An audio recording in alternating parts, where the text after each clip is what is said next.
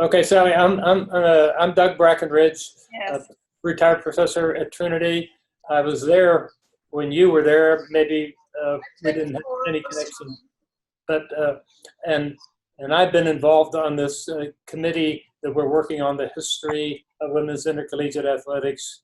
You're aware of that, and of course, you know Shirley Rushing. Of We've course. already been talking to Shirley, right? Okay. And so this is August the 24th, 2018. And I'm R. Douglas Brackenridge, Professor Emeritus at Trinity University. And with Shirley Rushing Poteet, who was a professor in the Department of Physical Education. Yes, before you. And then we're talking to Sally Goldschmeding Branch. Yes. Who, Okay, I just want to make sure we can hear. Okay, your years at Trinity were what now? What years were you at? 68. 64 to 68? What? Kind of, what years? The question was, what years was I at Trinity? Right. 1964 to 1968. Okay, right. Can All right. you hear me?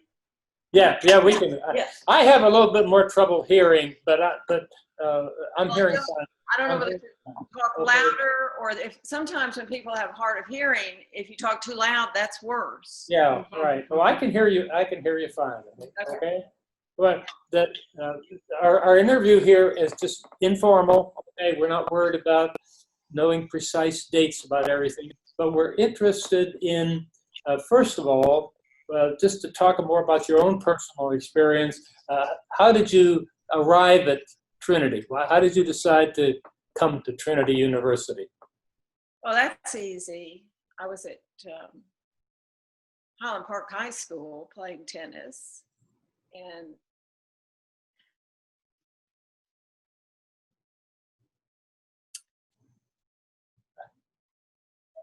I just get emotional. Okay. Some little. You're fading in and out. You're going in, sound is going in and out. I came to Trinity when I came to a tournament in San Antonio, and it was played over at San Pedro. And it was, I'm not sure, it was some kind of a high school thing, I'm sure, otherwise we wouldn't have come. And I don't know if, maybe there were only 4 of us, because we probably just took one car. And I'm not even sure the coach was there. Maybe he was. And it was probably when I was a senior. But I can't remember exactly if it was maybe the spring of my junior year. And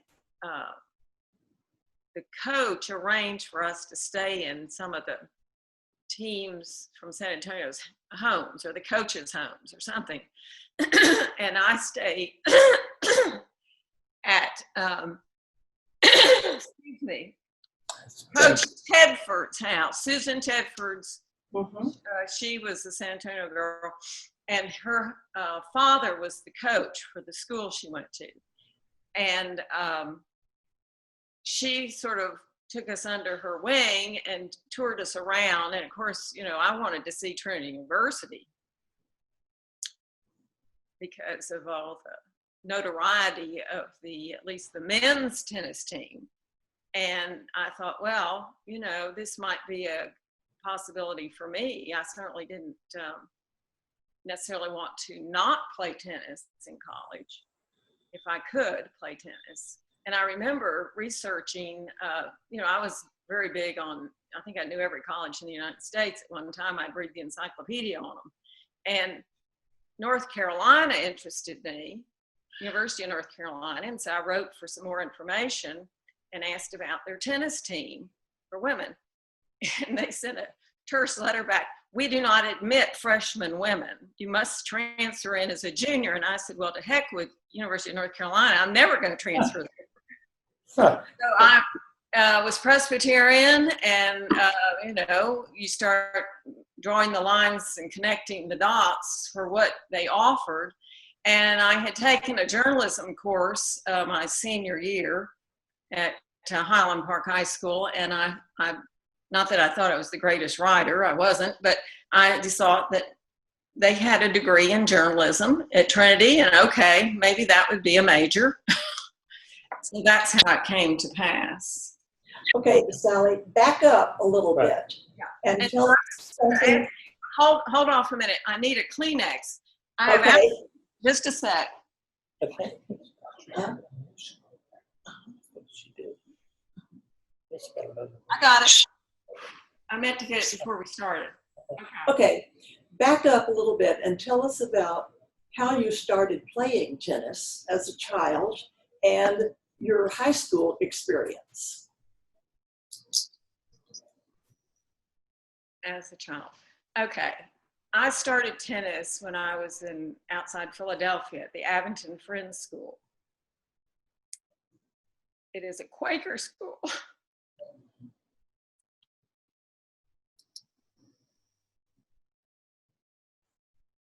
Near and dear to my heart. Okay. And we also were members of a country club.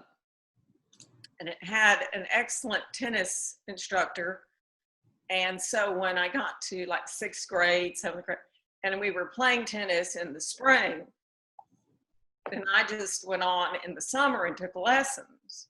You know, most of the girls were going down to the shore with their families, and some of them had homes on New Jersey shore. But I was at the club swimming. I was a backstroker. I was in golf. We took golf lessons some of us who were members of the club in the spring, like our 6th grade. So we were into every sport. And as an Abington Friends student, we all played field hockey, all of us, because there were only like 23 in the class. So, you know, you had to have 11 on each side when you were playing. And then there was the one person who really was the refreshments person. And I was the center halfback. And so, you know, I was extremely fast and could always had good eye-hand coordination. And I could understand the opposing team, where they were going to hit it next. Pretty well.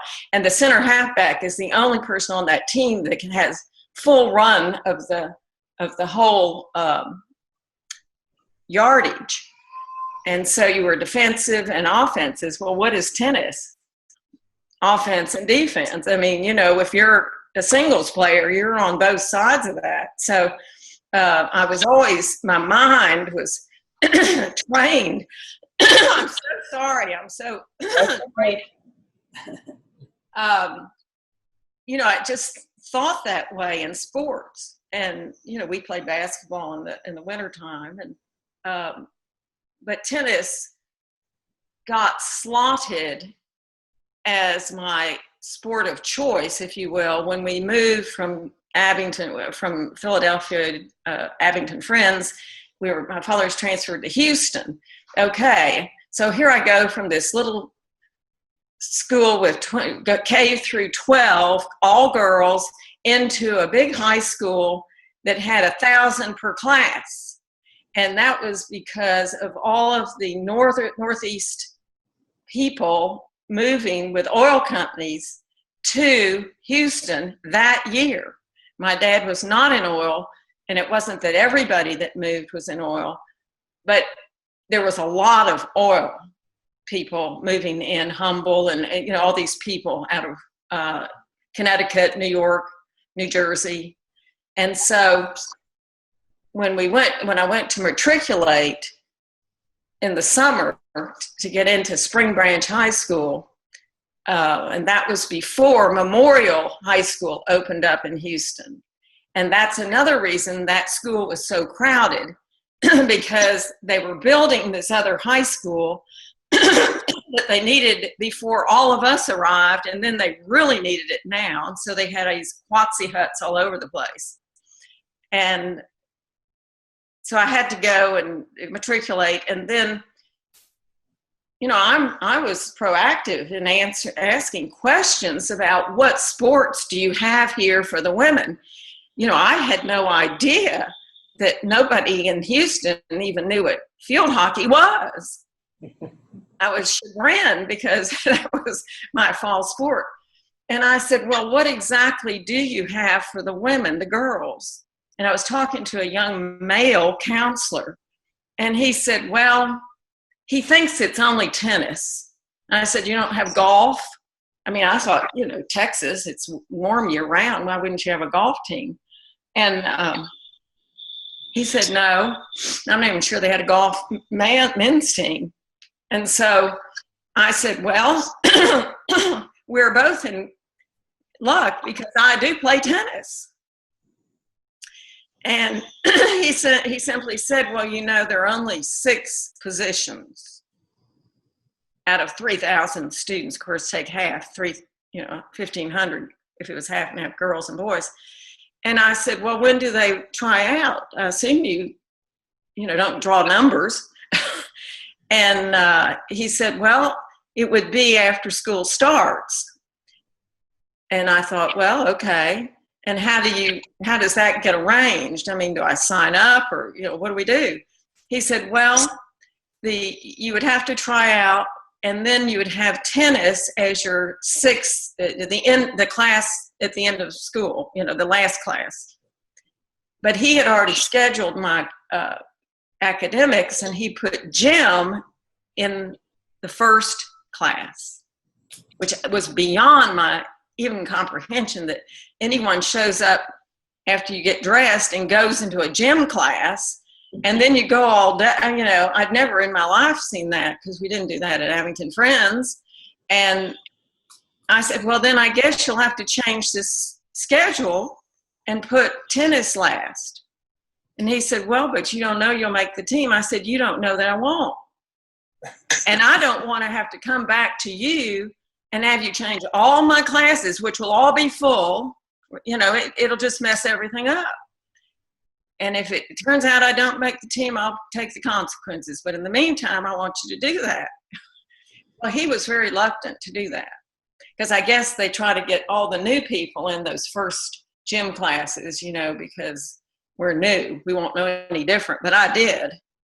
And so he changed it and I made the team. So then a year later, well, my parents divorced in Houston, and Mother and I moved to Dallas, back into Park Cities, where I had started 1st and 2nd grade. So my mother's sister lived here, my aunt, and she just thought it would be a better thing to do. And she had a lot of friends here, and I still had friends from 1st and 2nd grade that I kept in touch with. And so then I had to do this whole thing all over again at Highland Park. And, that's just like trying to go in as a junior to try to make the team when, it's maybe set in stone. But I never saw it that way then. I just thought, well, I'll just go in and tell them I played tennis for Spring Branch and I'd like to try out for your team. And I got the same thing. Well, there are only 6 positions. Well, there are actually 8 because they have to have extras. But there are only 6 that really play when they go to other schools. And I said, well, I made it in Spring Branch, and Spring Branch is a whole lot bigger than Highland Park. And, don't throw water on something you don't even know about. This was another young counselor. And so I made the team. And so that's how it all started. Okay. Well, then you came to Trinity then. You weren't thinking about playing any other sports. It was just tennis was really your goal. Would that be correct? There were no other sports at Trinity. Okay. All right. At that time for women, there was intramurals. That's really all they had. What I was, first of all, we've got to back up in history of my the PR coming out of Trinity University, and why I think there was a women's team there because of Karen Sussman. She won Wimbledon. Chuck McKinley won Wimbledon in '62, and Karen was 62 and Chuck was 63. So all the press after Wimbledon or during Wimbledon, when they're going through the semifinals and everything, then they're starting to get in-depth stories about these players. And everyone was writing about Karen or Chuck from Trinity University. Well, why would a student at Highland Park High School think there wasn't a women's team when someone's winning Wimbledon from Trinity University? So that was, you know, my aha, that this is really going to be a great school. Now, I didn't know if I'd make the team. I mean, they have people like Karen Sussman. They're not going to probably won't even have me try out. But at least I thought it was a school that looked at women tennis players. But when you got there, there was no women's team, correct? Well, I didn't really know that for a fact. Right, but there wasn't. It wasn't until later, and the person sitting here is the one that got that going. Shirley. I think my colleague Shirley got it going in a way. Shirley really wasn't. I mean, there was nothing. Once I ferreted out who to talk to, and nobody knew. Nobody knew. I would ask people, is there somebody here in charge of the women's tennis team? And they'd say, no, I'm not, I don't know. And I said, well, where do I find out? And they said, well, call down to Sam Center. You know, they just wanted to get me off their case, you know. And so I did, and I had to leave a message at Shirley's office, her phone, to call me. And I think I may have, you know, I certainly gave my name and that I wanted to talk to her about the tennis team. And so I had no reason to think that she wasn't over a women's tennis team. But the truth of the matter is, there really wasn't a women's team. And so when Shirley called me, I told her what I wanted, you know, what I'd like to try out for the tennis team. And then, you know, Shirley was kind of going, she was new, she was fairly new. What year did you get to Trinity, Shirley? 60. No, I wasn't that new, but no one had discussed it before. Yeah, right. It hadn't come out of Mabry's mouth to have a tennis team. No. Nor the administration. And so, you know, I knew I was talking to someone who really, she didn't, you know, tell me I'm crazy, go away, but she said, call me in the spring. that whole fall, I was just kind of in, well, okay, something may happen in the spring. And so then I called her in the spring. And what time of year, is it the first week of March that not Mardi Gras, the fiesta goes on? April. 1st of April? Third week of April. Okay, 3rd week of April. Well, has it always been that? I mean, is that just in the Constitution? Because I remember, well, okay, next question.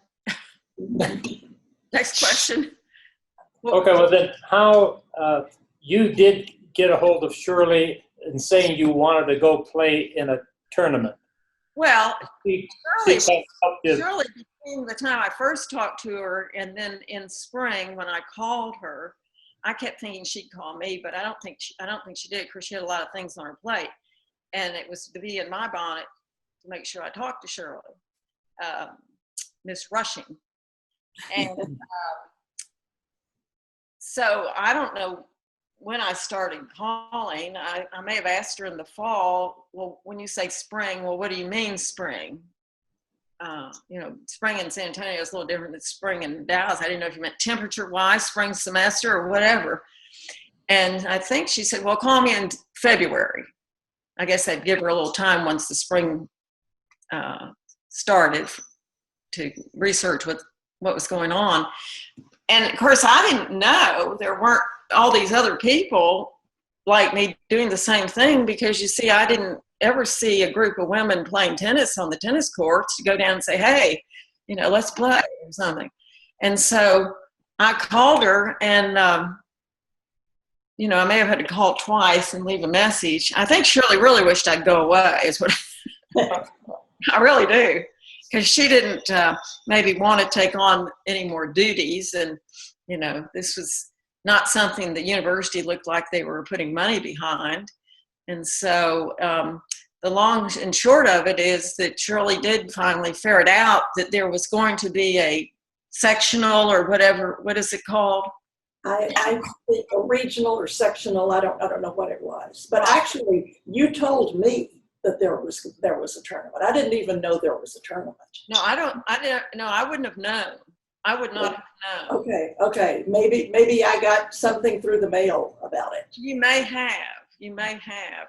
But since Trinity had never sponsored any women before, you may not even be on the list. Mm-hmm. You know, I mean, why would they send it to you? I don't know. I don't know how those things work. But the point is, Shirley did find out that there was going to be this tournament in Belton, Texas, Big Belton. And Mary Hardin Baylor came. And so, you know, I think she probably said, I'll call and find out more from somebody down there and get back to you. And then, you know, I guess Shirley had to get some money out of some kitty to send for I guess you have to send some money for each person from the school. Entry fee. Yeah, entry fee, registration fee.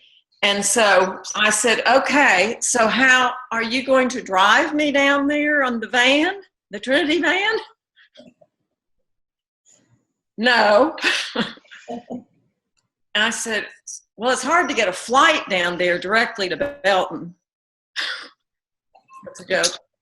And so I had to take the bus because I didn't have a car and no one else was going.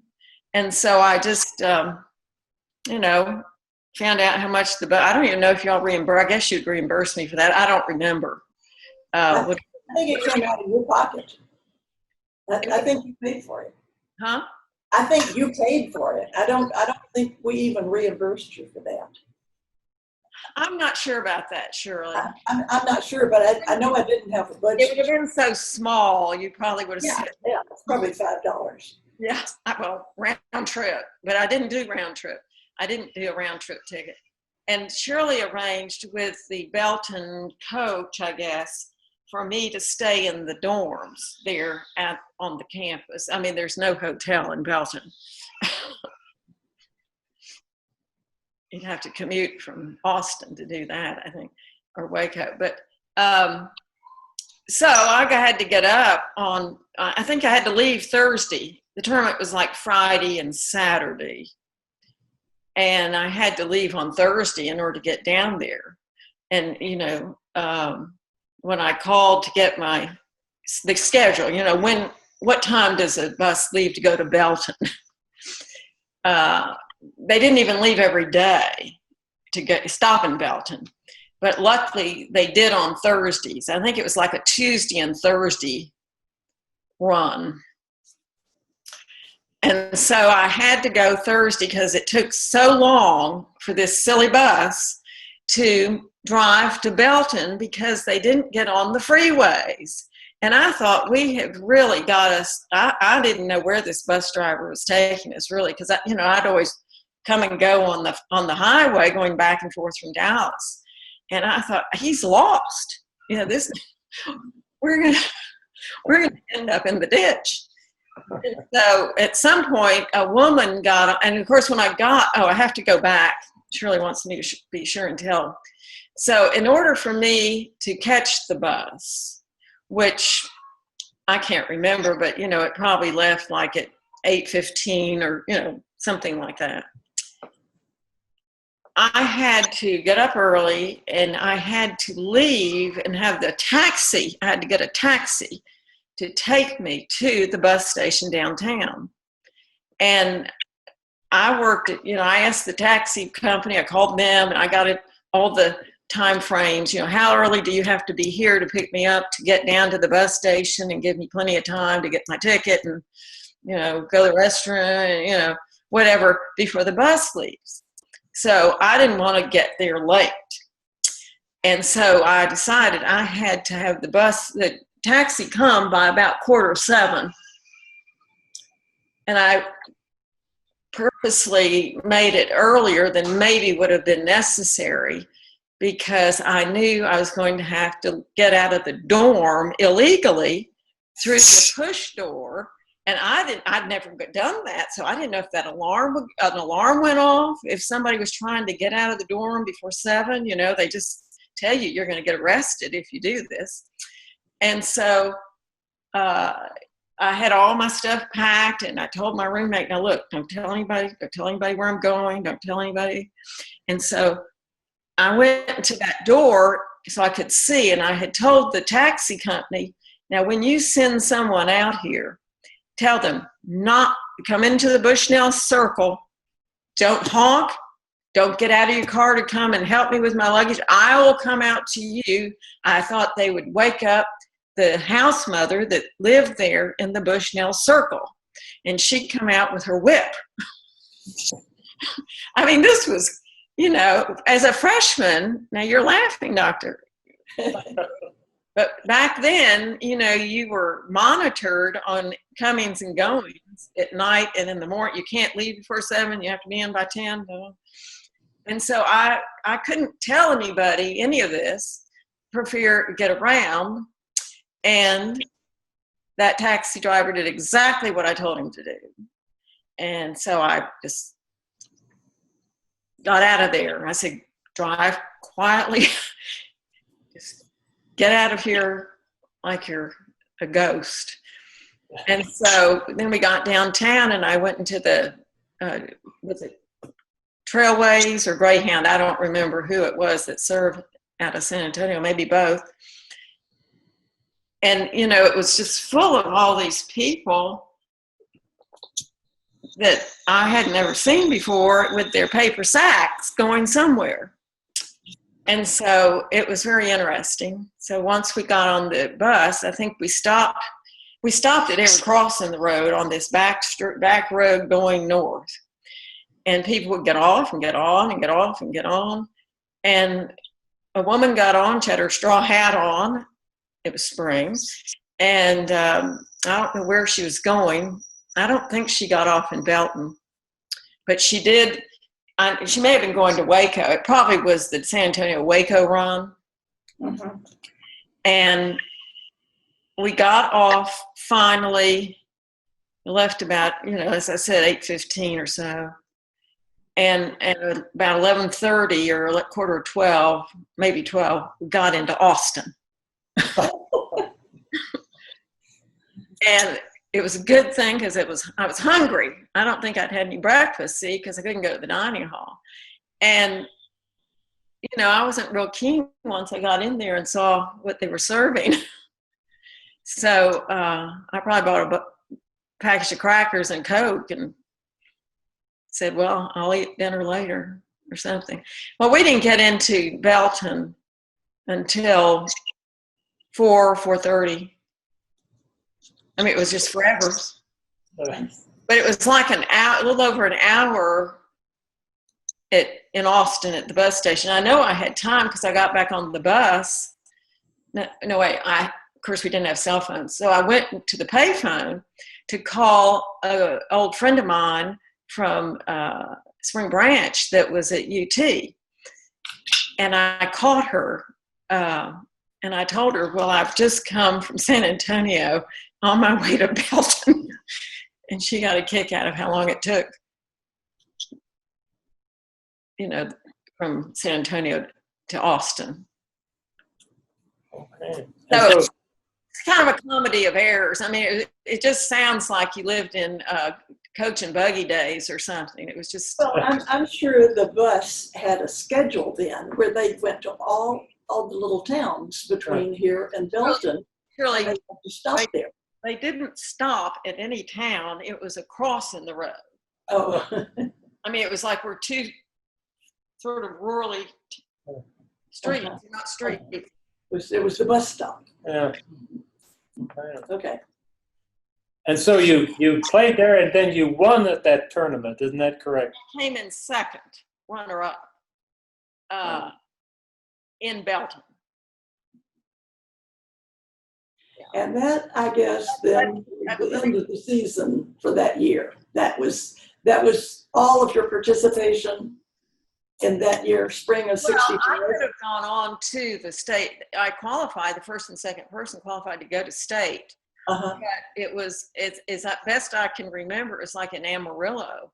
And I looked at the map and I thought, oh my God, if I have to take a bus to Amarillo, I'll have to leave.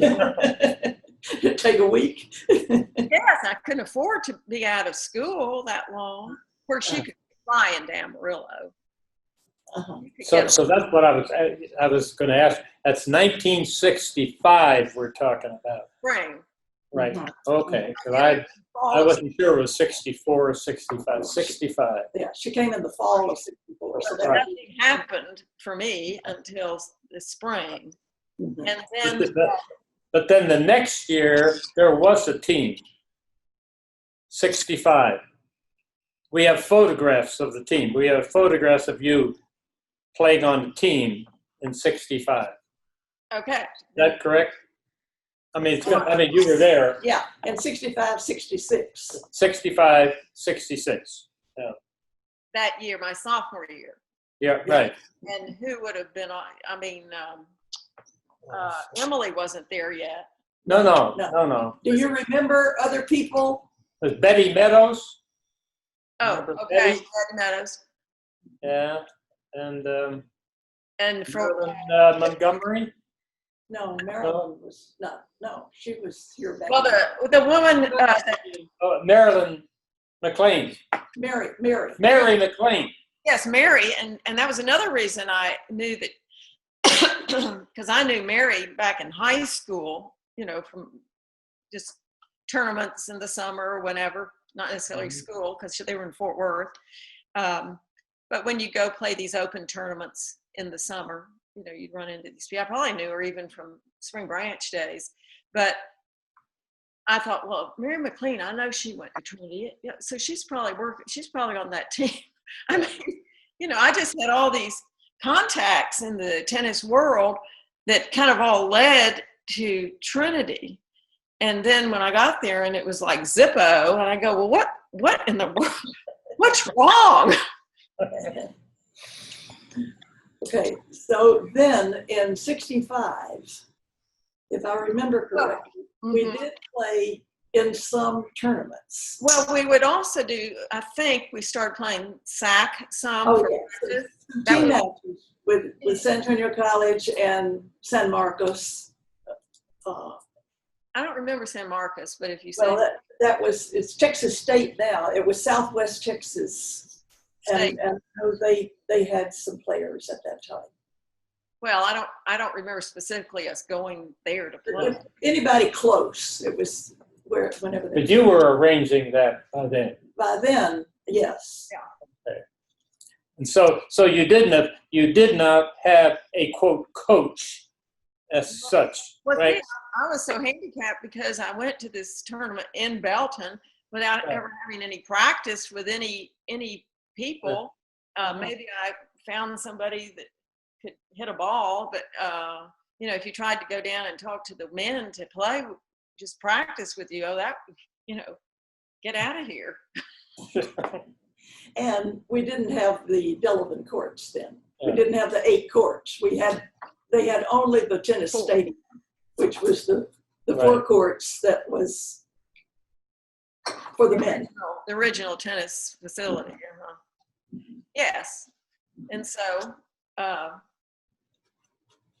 here we are. What did you want to ask next? Okay, and this is Jess who just came in. This is Jessie Neal, who set up all of this for us. She's our archivist. Archivist here. Nice to meet you. Nice to meet you too. So for those next years, then Sally, then you played on the team, Well, and is that yes, correct? yes and no. I mean, I never thought I was, wasn't axed from the team, but we never had any real organized, other than going over to SAC and playing on the San Pedro courts, because we didn't have really the Right. authority, I guess, for the other courts. Even though I did play on those courts, you know, some on the weekend. Once I identified some people who could play. Some guys would ask me to play. You know, they wanted to practice, but they couldn't practice with the guys either because they weren't that good. And it was just impossible to really have a really good women's tennis team if you don't have a place to practice weekly, daily, not maybe every day, but ongoing. And you had to have those quality girls to practice with. I mean, somebody might say they could play tennis or they like to play tennis. They played tennis in high school, but you'd find out real quick they weren't on the team of wherever.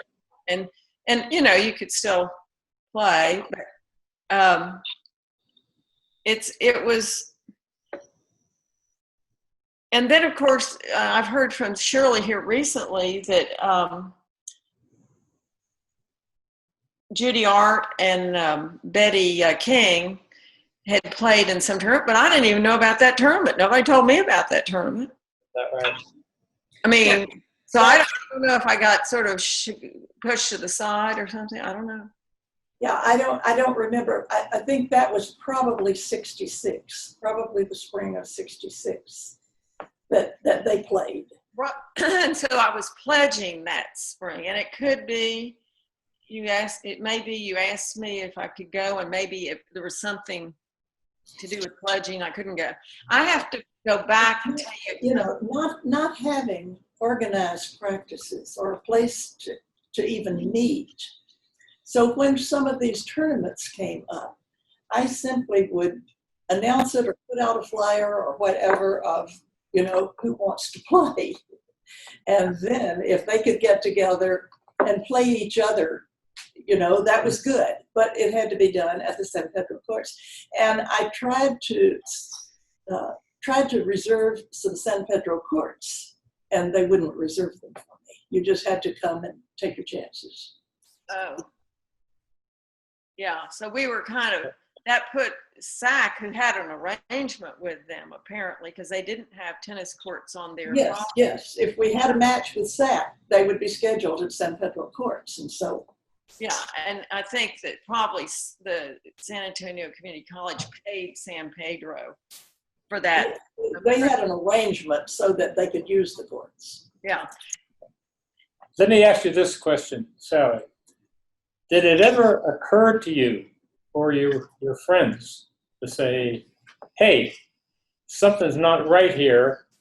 Why don't we get together and get it, you know, push to get a team or to get, you know, go to the vice president or, I mean, did that thought never occur to all of you that you might first of all, you're set something up and get a team going? You're asking somebody who really never knew who the team was. Yeah, right. Shirley would know these people apparently, but I didn't know all of these, you know, I mean, it was all so unassembled. You know, there was no glue here that would readily throw all five of us in the same room at the same time or on the same court and say, hey, you know, this isn't working. Yeah. But I think, you know, I can't throw all of the blame, if there's any blame to be thrown, on Shirley, because the Mr. Mabry, Coach Mabry, certainly was not helping out, and he had the biggest SWAT in tennis from an administrative standpoint. And if he had gone to Dr. Laurie or anybody and said, look, you know, we need to start a women's tennis team. And if you'll give us the go-ahead and a little money, we'll start recruiting, or give Shirley somebody a chance to recruit some players. And so I don't think it would ever occur to in that day and time. Now, do I have the gumption to do that? Oh, yes. But in that day and time, as a freshman or sophomore, not having any gel attached to these other women, you say, no real, you know, they weren't people that weren't in my sorority. They weren't in my dorm. I didn't room with them. I mean, it just was very difficult.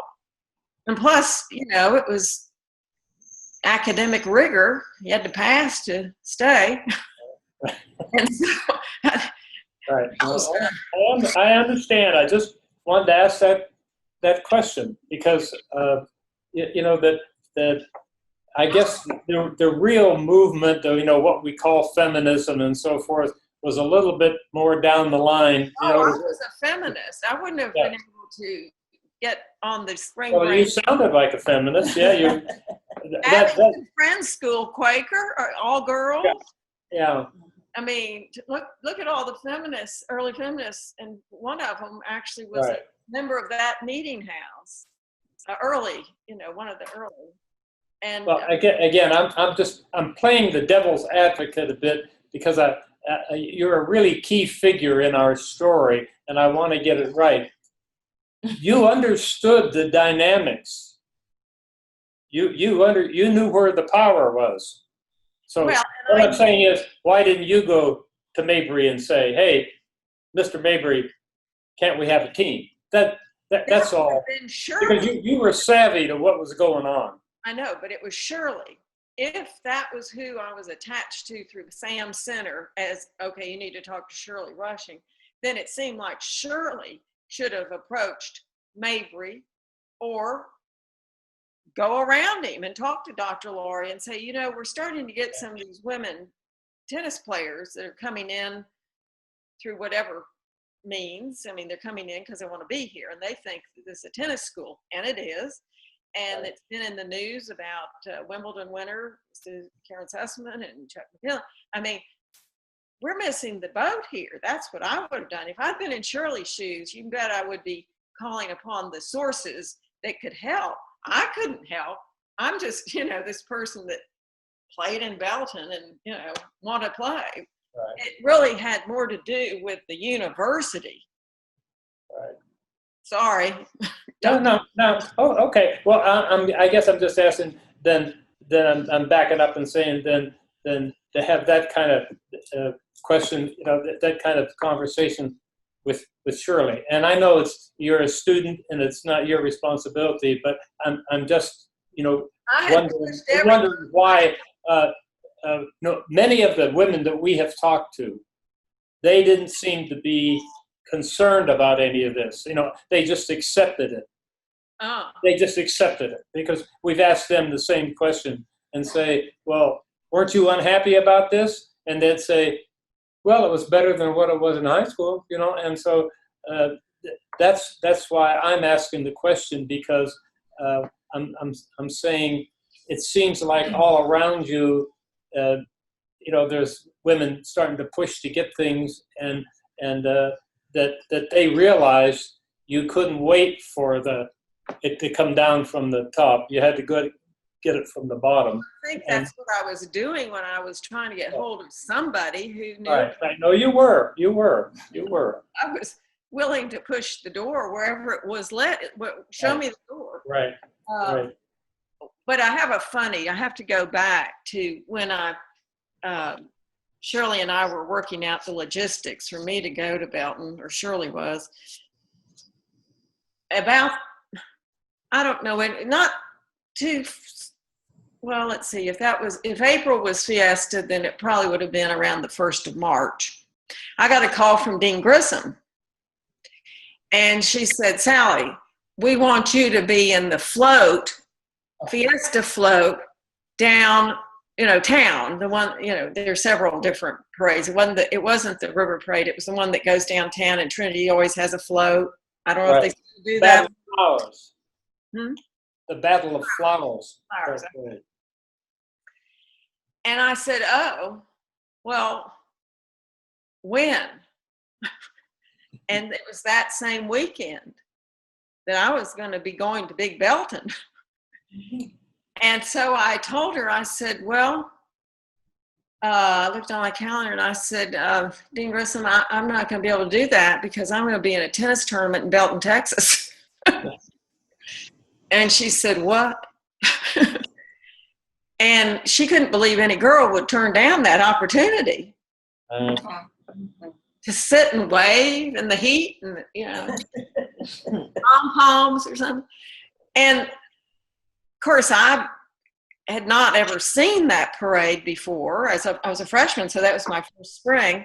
I mean, I knew of the Cotton Bowl parade in Dallas, and I didn't go to that either. And the children, they used to, well, they still, I don't know if they did then, they do a children's parade now at Christmas. But, you know, parades were not a highlight of my endeavors. It wouldn't occur to me to think this was a special deal. So, you know, she thought, well, I'm going to change my mind about that. And, you know, why wouldn't anybody want to do, why would any girl want to turn this down? She called me later, a couple weeks later, and said, are you still going to that tournament, or would you like to? I said, I am going to the tournament. Any woman can sit in a float. No one else is going to Belton but me. I have to go. Do you get the picture? I got it. That's a great picture. Why in the world was she asking you? You must have been an outstanding beauty. Yes, I used to be. No. Well, you still are. You still are. You just put your foot in You your obviously were a beauty back then. But hey, that's a great story. That was mouth. Gullible. usually the qualifications for going and sitting on a float was Right. that you were a beauty. Right. Well, I don't know why I was chosen or who put my name in the pot. I don't know if she's the one who always chooses them. I have no idea. She's the one who called me. And, you know, I never, ever have told anyone in my, you know, I never told anyone I refused to do it or I couldn't do it. As I didn't want the person who they chose to feel like they were the second. Oh, yeah. I've never disclosed that before. But Very you can thoughtful. ask Grissom will verify. I mean, if she remembers, she'll probably remember that someone turned her down. Right. That's a great story. Yeah. So my mind was more, you know, that was such a frivolous thing. And this was serious. Right. Well, one reason we're doing this, Sally, is because it's people like you who really laid the foundation for what came later. You all hung in a very difficult situation, and you started, you moved that, and many of the women today have no idea. That's why we want you to tell these stories. They have no idea that you would get on a bus and take it all day to go to Belton to play in a game. They would not. That would be out of their mind. Incomprehensible. They would be incomprehensible. We want them to know this, that there were women like you who were the pioneers, and this is what got it started. And people like Shirley who were there at least paying attention to you and trying. She had the same problem as what you have. Is the power was elsewhere, and Well, she was a young faculty member, and I was a young faculty member then, and I wouldn't have gone to the president to ask for anything. I mean, you know, I just did what I was told because I was from that same era. But you all were ones that have really paved the way, and that's why we're. Well, we're and I was very to talk to you. sensitive to where Shirley's position. I mean, I knew, you know, she was. I didn't know, you know, Chris. We all thought Dean Grissom was, you know, like 400 years old, but you know, not that you looked at, but you know, she just had that authority in that position. Right. And so she too was, you know, working under. Right. She hadn't had her master's very long, and No, she was just. She was new. Yeah. Right. Everybody's flying by the seat of their pants the best they could, including the students. And so, you know, I don't fault Shirley or any one person. I think it's a systemic problem, as it is in a lot of things still going on today. Exactly. You're perfectly right, and I think that you know, it wasn't until Title IX that gave some power base that enabled. I think if there had been Title IX when you were there, it would have been different. I might not even been able to play tennis because the caliber of the students may have been so good. But I was more of a Chrissy Everett and type player. Not that I was at that ilk, but Emily Burr was more of a Williams girl. Emily Burr, when Emily got to Trinity, she played more like a man. She had I got you. softball player. I think she had brothers. I mean, she was a very upper body. So that's why she was so great in doubles. I mean, she was good in singles too, but she could rush the net. And I was brought up in an era, or in my background, it was a ground stroke game. You go to the net if you are playing doubles.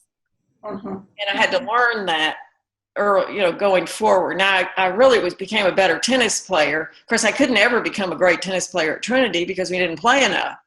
You have to play, and you have to play with and be coached by good people, and you have to,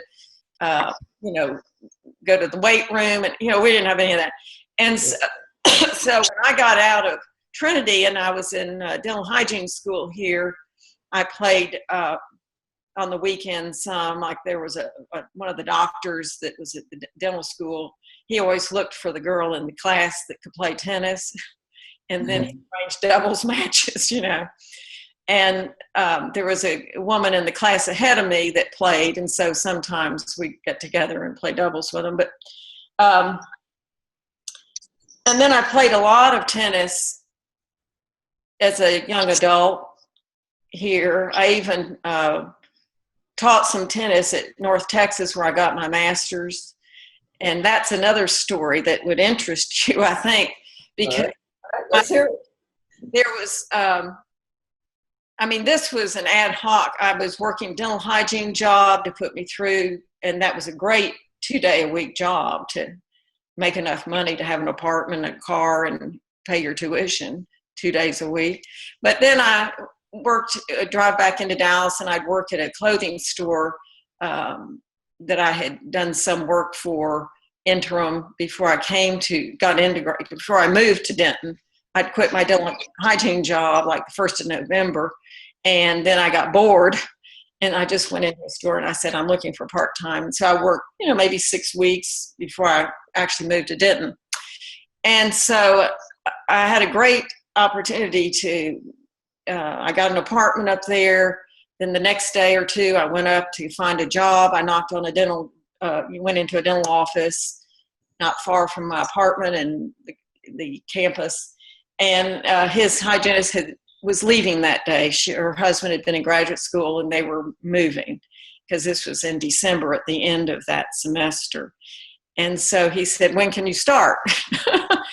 So I had an instant professional job going to grad school, and that was terrific. And he said, I said, can't even tell you the days I can work yet because we haven't had registration. And he said, doesn't matter. You just work it out, and I just need you 2 days a week. Any 2 days will be fine. So every semester when my schedule changed, I would, maybe change the days that I was going to see patients. They'd book the patients. I'd show up, work, go home, study. And in the summer, I'd go to summer school between, one summer I went to summer school to get hours out of the way. And I kind of did overkill because I was doing the counseling and the administrative side of this MED, Counseling and Student Services for Higher Education. And so, I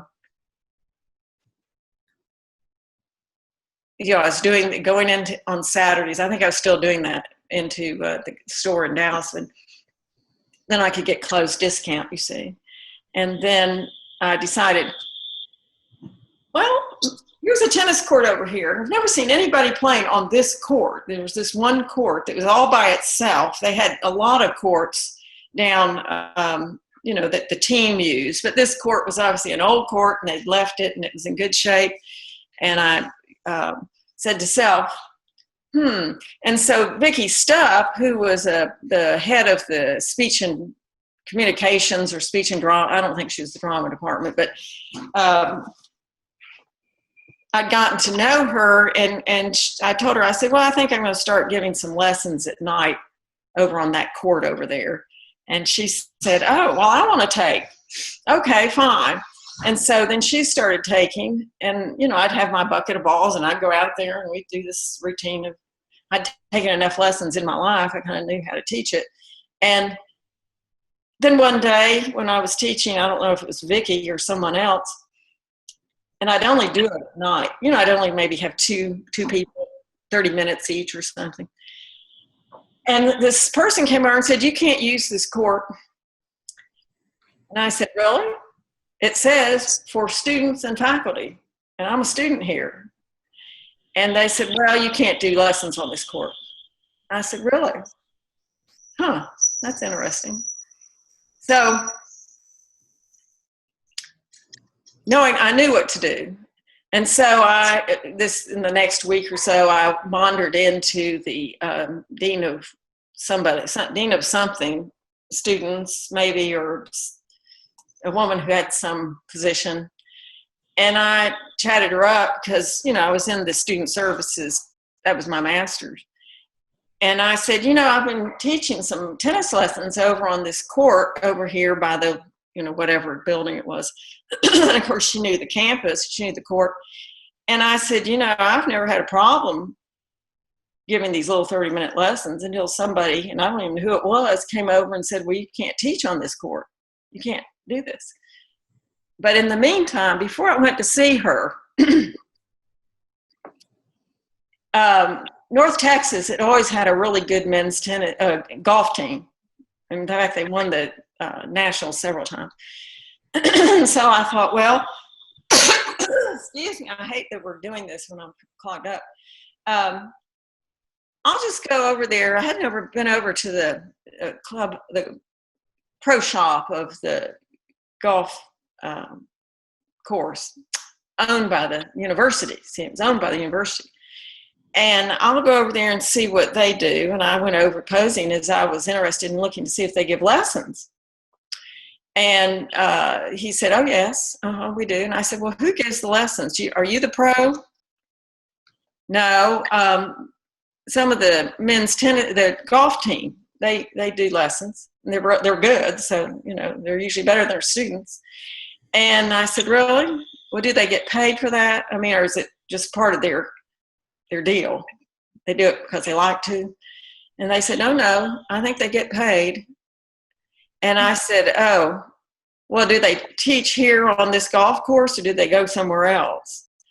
And they said, oh, yeah, right here. Did you want to sign up? And I said, well, you know, I don't really know my schedule this semester yet. I mean, it's in design.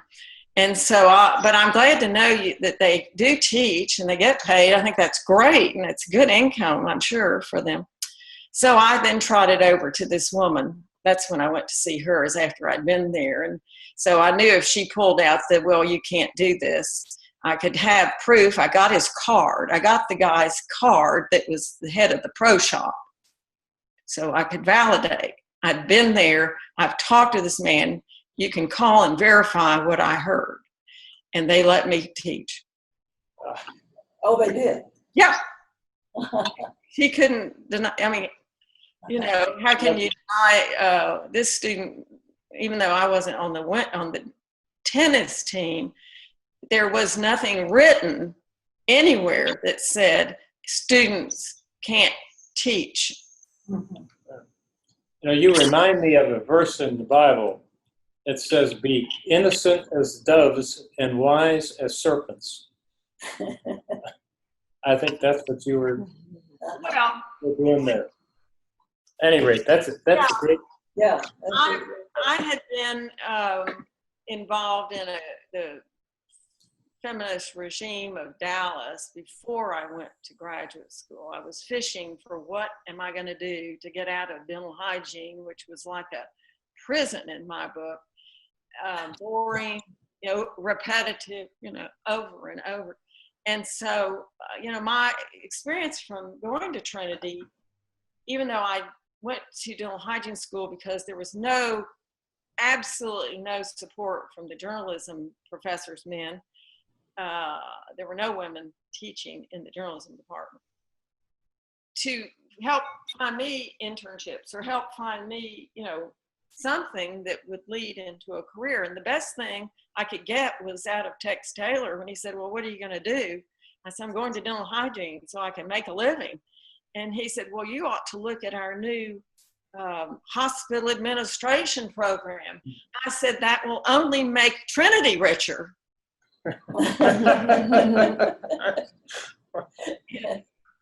No hospital in those days was hiring a woman to be in charge of anything except the Catholic nuns hospital. Right. I wasn't Catholic and I didn't look like a nun. So the battles have been consistently there and are not over yet. Right. So when I got to North Texas, I'd already had my training and my how and it's true today, even in business. And I went eventually into the insurance business and I'm still licensed. I've been at 40 years, 41 actually. It's a sales technique. You don't ask questions you don't know the answer to in a meeting if you can help it. If you know the answer, you don't ask that question. It's implied. And that's what I did to get that golf shop person divulge what I wanted to hear to he could have said something else and I would have been wrong, but I had a hunch that the golf team thought less. Yeah. That was very astute. That's the word I would use. Sally, tell us, how has tennis influenced your life since you graduated from college? Or has it? Well, I played forever until I didn't. I had shoulder issues, right shoulder, frozen shoulder, left shoulder, frozen shoulder. I can't say the left one was from tennis because it came after I'd stopped playing. And when I tried to go back into tennis after my right shoulder was such that I could serve, the first time I went out and took a 30-minute lesson, just a young girl out of one of the little tennis shops, close to me at the Village. If you know Dallas, it's a big apartment, miles of apartments, and they have a big tennis center, or did till they just tore it down. I don't know what they're doing. But I went in there and I said, is there anybody here who can give me a 30-minute just hitting lesson? Just hit balls to me. I just want to see if I can do that because I had a shoulder issue. Well, the shoulder wasn't the problem. When I went to hit the third ball on a forehand, she just kept hitting them to me. I did something that went in my left knee. I torqued it. And see, I'd been playing. And I shouldn't have done, I probably should have been smart and gone and taken a tone class or something before I did that. But, I'd never done that before and everything worked fine. And so mother was in the nursing home. I really couldn't do work all day, go see her at night. I'd cook her dinner, take it to her, play tennis, and get injured. I could not get down. I couldn't have knee surgery. I couldn't shoulders. I couldn't. So it was self-preservation really to keep moving for her. So I had to get out of tennis. Are you playing now? No. And I had a little neck issue, and I went to, I've never had any surgery, never broken anything in my life. But I'd always have these little issues. And so I got hold of this really good orthopedic surgeon that I'd go in and say, well, my shoulder, what's wrong with it? He said, I thought maybe it was a rotator cuff. And he said, that's frozen shoulder. And he sent me to a therapist, and he fixed it over a course of months. That's when I thought, I could go back and play. Well, long story short of that is, so this neck issue came up. I kept having this sort of crick in my neck. And I thought, well, it's my mattress, it's my pillow, it's, and all that. And I thought, well, I need to check this out. So I went to the neck specialist and spine specialist in that same group of orthopedist. And they did an x-ray, of course, and she said, well, you have some compression between either 4 and 5 or 5 and 6, and that is what's causing that. So I got a flatter pillow, got a new mattress, everything was fine. Once in a while I can kind of feel it, but I said, well, can I go back to tennis? No. Should I? I mean, that's up to you, but I wouldn't recommend it. Can I play golf? I love golf. I'm a pretty good golfer. No, I wouldn't recommend it. What's a girl to do that's a golf and tennis person? So, no is the answer. I don't play tennis anymore. Taking the doctors, I could go and do that, but it's pretty well guaranteed it's going to aggravate it, and I don't want to aggravate it, if that makes sense. Sure. It's perfect sense. So I think we're all in somewhat the same situation. So Except we're further down the line. right, we're further. Let me ask you just a little different question, and then we're going to let you go here because You are tired. would you say if you hadn't played tennis, do you think that, maybe put it this way, like being involved in athletics, if you hadn't been involved in athletics in any way, do you think that being in athletics changed your academic experience?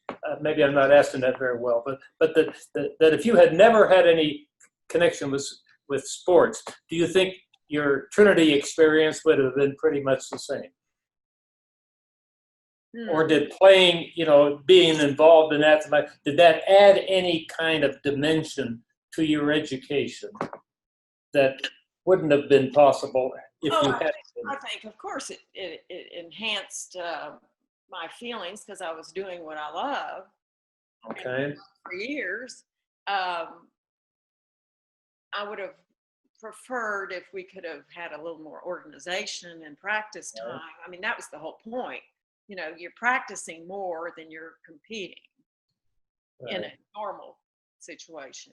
You're practicing every week and you don't have tournaments every week. And in college, it's always in the spring. Isn't that right? Or is it fall now? Do the tournaments still happen in the fall or the spring? In the spring. There are a few tournaments, but the tennis season is the spring. Okay. Well, to answer your question, Dr. Brackenridge, you're just talking about at Trinity.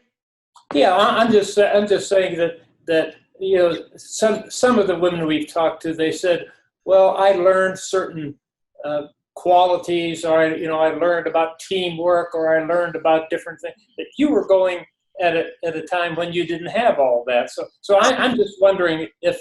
But I had that in high school. I had a fabulous coach at Spring Branch, a woman. She had to bump a senior and put me in. That was hard. Yeah. At Highland Park, the first year, the coach didn't even know how to hold a racket. He was, I'm serious. And then the second year, they got somebody, in my senior year, it was Mr. Shelton, and he could play tennis. I mean, I don't know that he was any, maybe he played in high school. I don't know, but he could play tennis. And so sometimes he got on the court with us. But he was a good manager and a coach, so much better than that first one. So, I'd already had, the pinnacle of it was Spring Branch, having a woman coach. And she really was great. And I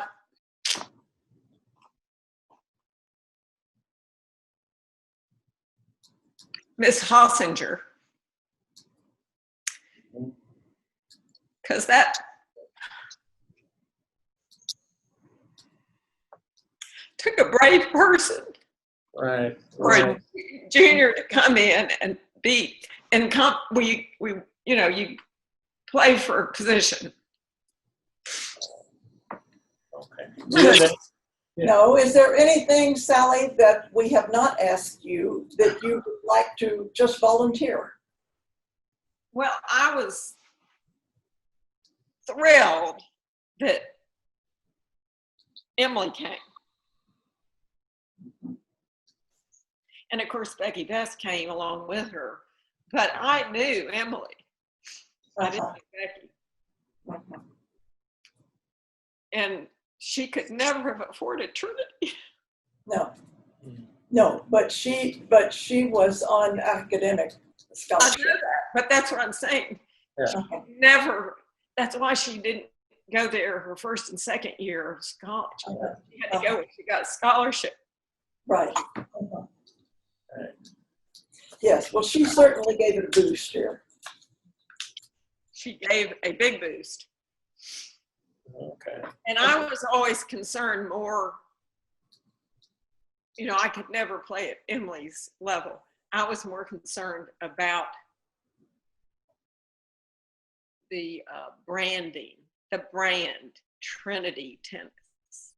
So I knew we had to have better quality tennis players. Of course, we had to have better coaches and better everything. We had to have courts. So, I mean, Yeah, the courts came soon after you left. Right. that was that feminism in me. It wasn't always about me. Right. I wanted. We thank you so much, and thank your neighbor for helping set this up. And I still consider that it's emotional.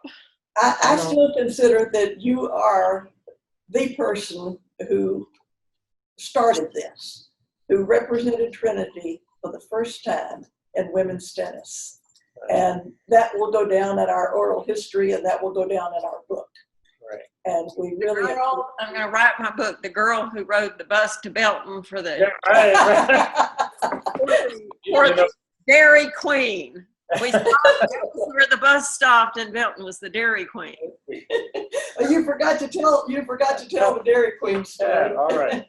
Well, you know, the thing is, Sally, is that we all benefit so much from these interviews, and it's really important to get these stories, because otherwise they would be lost. And we do really appreciate you, and you're a winner.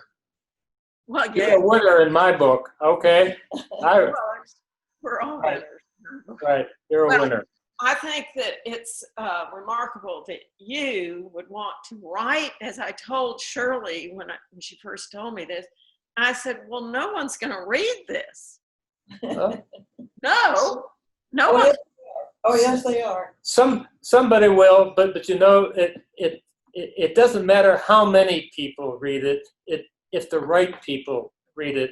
And I think it's important for the sport, for the athletic department and all that, that this is not lost. Right now, there's just this blank.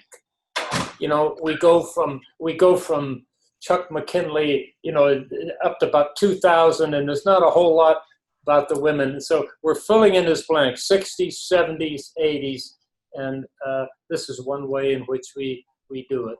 And well, and I told Shirley straight up, and Shirley, you can say vouch for this. I said, Shirley, you cannot put me in here if you don't put Karen Sussman. Karen was what tipped me off with her winning, that there is a team. I mean, it was obvious to think there was a team at Trinity University if everybody in the world knew she went to Trinity University. Uh-huh. So to me, you're distorting the fact. I understand what Shirley's saying. I was the first one that took the bus to Belton to plan this little thing, but it was Karen that should lead this thing, really, because she. okay, we'll talk to her. Everybody else is ever done. Sally, but also when Karen was playing, there were no other schools, there were no other universities in Texas fielding a team. Right. So it was total blank from the time I got here in 60 until 65. There was no organization and no school sponsored tournaments. I see. Until the one you attended at Mary Hardin Baylor. Yes, that's a sad story. Yes, it is. It is. Right. Uh-huh. Because I don't think we have any record of her Karen playing in any teams and tournaments because there weren't any. There for her weren't to any play. to play. There weren't So any to she had to start at the Wimbledon level.